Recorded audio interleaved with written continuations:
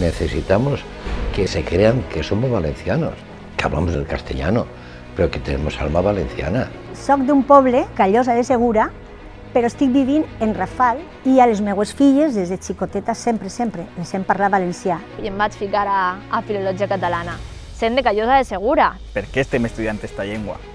Perquè ha sigut nostra, és el nostre passat. L'any passat vaig tenir una filla i de fet li parlo en valencià. És un favor que li estic fent. El que volem és posar en valor els seus costums, la seva cultura, la seva història. Cuesta que la gente valenciano parlante entienda que también puede ser algo en lo que reconocerse. Realment el Baix Segura té moltes coses en comú en les altres comarques de les Terres Valencianes. Entonces queríamos de alguna forma generar esa especie de historia de ida y vuelta en la que nosotros reconocíamos la importancia del valenciano para nosotros y al mismo tiempo abríamos un poco las puertas a la gente de fuera para que entendiera que en esta tierra están esas influencias muy presentes, ¿no? Y muy latentes. Desde el Raco Salvatge trencarem la llarga nit sota un vent fronterer.